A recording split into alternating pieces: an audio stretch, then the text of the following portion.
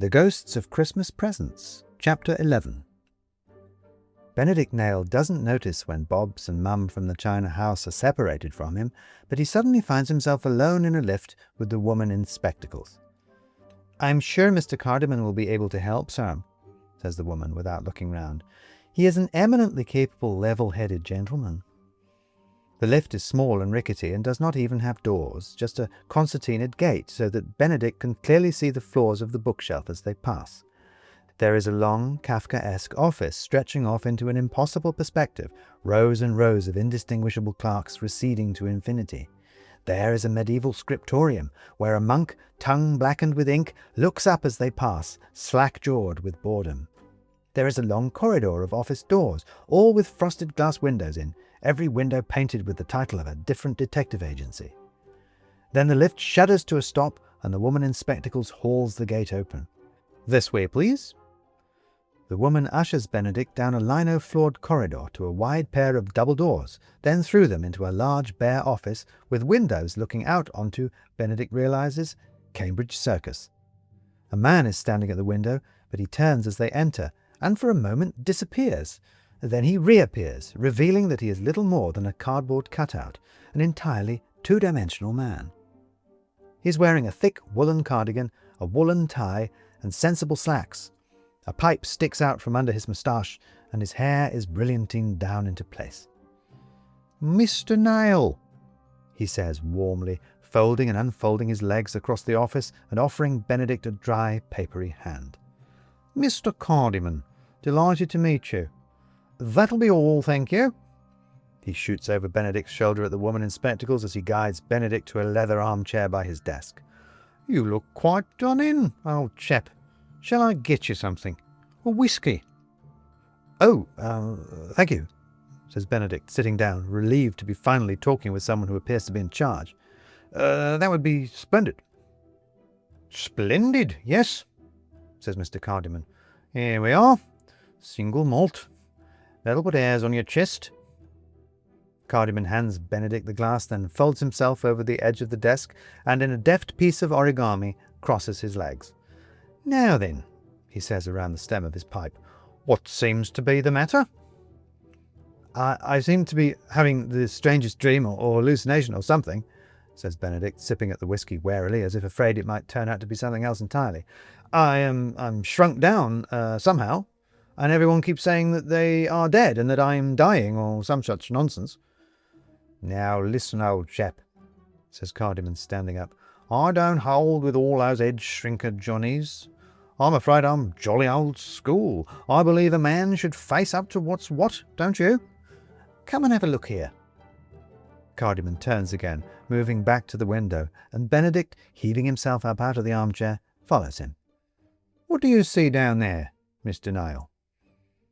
All of a sudden the view isn't Cambridge Circus, but instead the view it ought to be, the view from high up in Benedict's bookcase, looking down at the floor of his living room, the floor on which, lit by the baleful glow of the street lamps outside the window, lies Benedict's own body, sprawled on the rug. Benedict stares at it aghast. "Let's face facts, old chap," says Cardiman, placing a papery hand on Benedict's shoulder. "There you are, down there, quite unconscious on the floor. And here you are, up here, in my office, among the dead. Not where you might have preferred to be, I know. I don't mind that, though I might point out to you that it's not so bad not to be lumbered with an inconvenient old body any more. But whatever we want, this is just what we've got. This is what we have to work with. We are dead, and you are soon to join us, and this is important, old man, you are not one of us yet. Not yet one of us ghosts. And not yet one of us here in the library." Cardiman steers Benedict round to the right and opens a blind over another window. This time Benedict is looking down from a great height into the medieval scriptorium he glimpsed from the elevator. They are evidently high up among the buttresses and beams of a great hall, and far below are the small lamps of the monks. "What are ghosts, Mr. Nail?" says Cardiman, then immediately answers himself. "They are memories. And memories fade, Mr. Nail, with time, with age. All that a ghost is fades away and is gone. Nothing but a faint echo of what they once might have been. This is why we have libraries. After all, why we write down our history and ideas for future generations, storing up our memories against the cold and dark. You are an intelligent man, Mr. Nail, says Cardiman, turning back to his desk. I'm sure you follow me. On the desk is a huge sheet of paper, carefully weighed down at the corners with books. On it is a diagram, some kind of timeline, Benedict thinks, and we may judge him that his pulse quickens slightly at the thought of a Gantt chart and the laying out of a project's progress. From birth to death, cradle to grave, all organised, says Cardiman. Childhood here, adulthood, senescence, if you'll pardon the expression. Of course, childhood gets the most space. More memories, you see. Summers here, school there, and all these are Christmases. Of course, you don't get that in adulthood. Sex and work mostly here, you'll notice. And in old age, food. This is our library, Mr. Nail. A library, like all libraries, of memories.